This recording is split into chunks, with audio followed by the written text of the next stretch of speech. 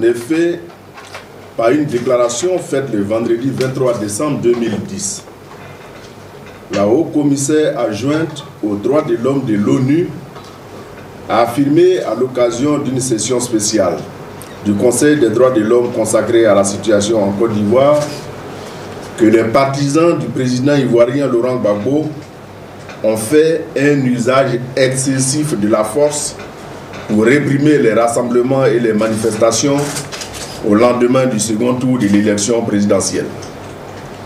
Dans sa déclaration, la haut-commissaire adjointe évoque des violations flagrantes du droit international et des droits de l'homme.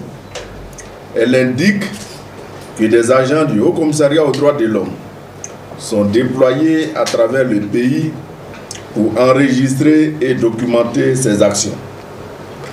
Elle ajoute que du 16 au 21 décembre 2010, ces agents ont recueilli des accusations étayées portant sur 173 morts, 90 cas de torture et mauvais traitements, 471 arrestations et incarcérations, 24 cas de disparition forcée ou volontaire. Toutefois, la haut-commissaire adjointe aux droits de l'homme reconnaît elle-même que malheureusement, il est impossible d'enquêter sur toutes ces allégations. Sur la foi des déclarations de la haut-commissaire adjointe des droits de l'homme de l'ONU, le Conseil des droits de l'homme a adopté par consensus une résolution dénonçant les atrocités commises après les élections du 28 novembre 2010. Le Conseil retient au nombre de ces atrocités et violations des droits de l'homme des enlèvements, disparitions forcées, détentions arbitraires, exécutions sommaires, actes de violence sexuelle, interdiction des réunions pacifiques, assassinats et destruction des propriétés.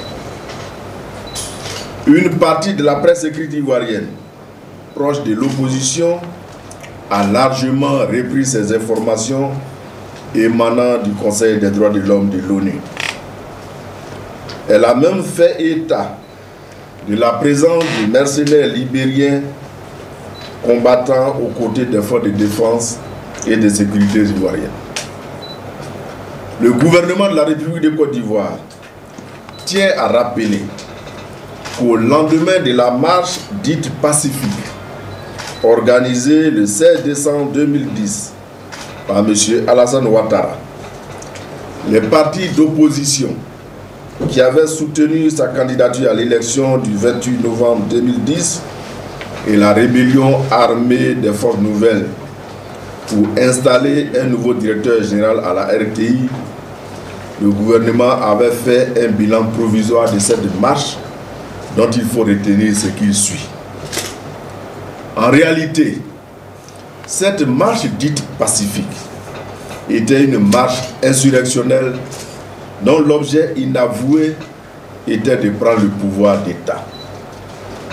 En effet, depuis le lundi 13 décembre 2010, jour des premières manifestations sur la voie publique, l'on a observé de manière constante parmi les manifestants des soldats des forces armées, des forces nouvelles, armés d'armes de guerre, des manifestants porteurs d'armes blanches et d'armes à feu en face d'un dispositif de policiers et de gendarmes équipés de moyens conventionnels pour le maintien de l'ordre public.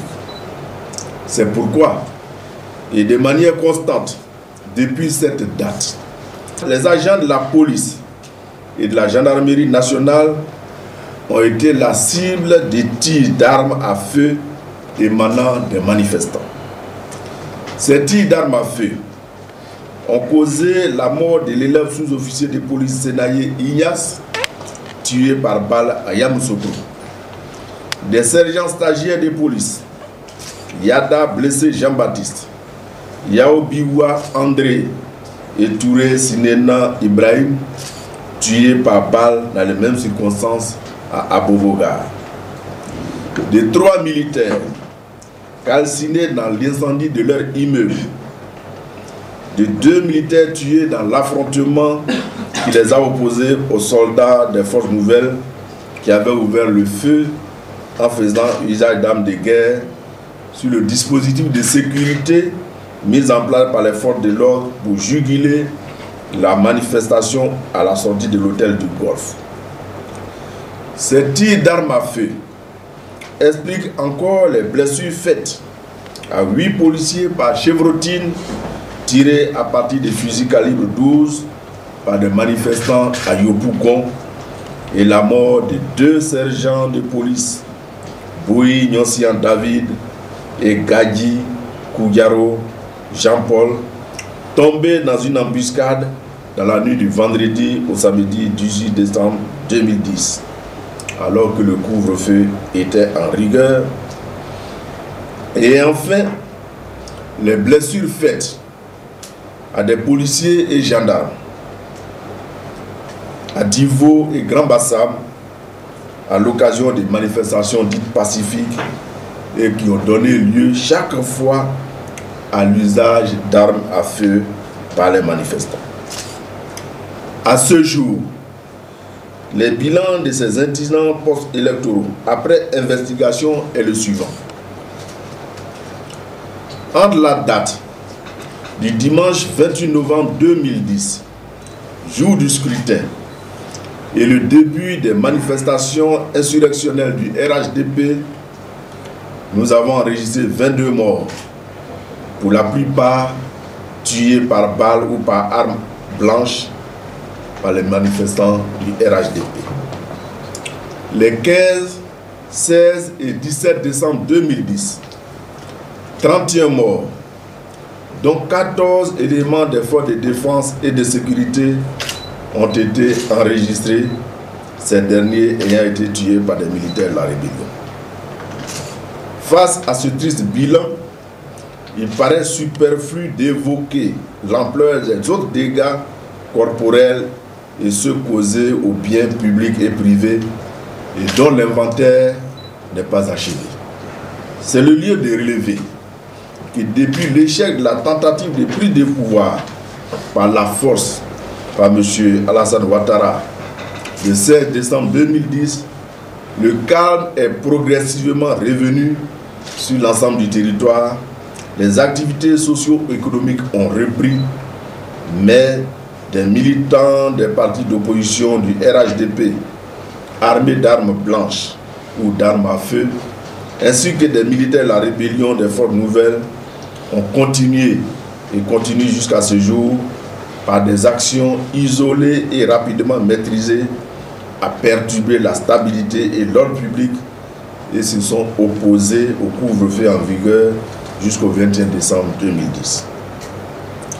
C'est le professionnalisme et le sang-froid des policiers et des gendarmes ivoiriens qui a permis jusqu'à ce jour de maintenir l'ordre public et d'assurer la sûreté de l'État. C'est le lieu de rappeler que le gouvernement ivoirien n'a fait appel à aucun agent de l'étranger, encore moins à des mercenaires libériens ou angolais pour assurer le maintien de l'ordre public menacé par des manifestants annoncés comme pacifiques. Le recours aux mercenaires n'a jamais été et ne sera jamais la pratique des autorités ivoiriennes. Comme vous le constatez, le bilan de ces atroces manifestations n'a pas enregistré 173 morts. Que faut-il donc retenir de la déclaration de la haute commissaire adjointe aux droits de l'homme et de la résolution du Conseil des droits de l'homme de l'ONU au regard de ce bilan officiel? Le gouvernement ivoirien note que les organes des Nations Unies à Genève, comme l'opération des Nations Unies en Côte d'Ivoire, ont pris une position partisane dans le traitement des informations communiquées aux pays membres. En effet, ils ont choisi de privilégier avant toute vérification ou enquête de terrain, les accusations et les allégations pardonnées par une partie en occultant le bilan officiel et véritable des incidents post-électoraux fournis par le gouvernement de Côte d'Ivoire. En outre, ce bilan est mis au passif des forces de l'ordre et du gouvernement ivoirien alors qu'il comprend des victimes tuées par les manifestants de l'opposition et de la rébellion armée depuis le 28 novembre 2010 jusqu'au scrutin et les jours qui ont suivi. Nulle part, il n'est relevé la mort d'agents des forces de défense et de sécurité par les manifestants armés et les militaires de la rébellion. Les instances de l'ONU qui évoquent les violations des droits de l'homme entre le 12 et le 23 décembre 2010 n'ont procédé à aucune vérification ou investigation sérieuse, telle que l'autopsie des corps répertoriés ou des examens médicaux fournis par les autorités assermentées. Par ailleurs, le gouvernement ivoirien note dans les informations fournies par la presse et par les organes des Nations Unies et le HCR a enregistré la fuite d'environ 14 000 Ivoiriens réfugiés au Libéria. Il est regrettable que l'ONUCI et le Conseil des droits de l'homme à Genève ne donnent pas plus de détails sur l'origine de ces départs massifs et de leur cause. Ce qu'il faut préciser en réalité, c'est que ces milliers d'Ivoiriens qui se réfugient au Libéria partent des zones sous contrôle de la rébellion pour fuir les exactions et autres violences exercées sur eux par les rebelles des forces nouvelles qui soutiennent Alassane Ouattara. Enfin, de nombreux Ivoiriens exerçant comme agents de l'État ou à titre privé dans la zone sous contrôle de la rébellion ont quitté cette zone au lendemain du scrutin pour leur sécurité qui était menacée. On dénombre par exemple aujourd'hui dans la ville de Dieukwé, à l'ouest du pays, plus de 6 000 personnes réfugiées à la mission catholique de Dieukwé, fuyant les exactions dans la zone de Bangolo et de Dieukwé. Le Conseil des droits de l'homme à Genève, instrumentalisé par la haut-commissaire adjointe des droits de l'homme, a pris une résolution avant de reconnaître, selon ses propres termes, la nécessité que le Haut-Commissariat aux droits de l'homme lui communique des informations et présente un rapport sur les atteintes aux droits de l'homme. On condamne et après on demande un rapport.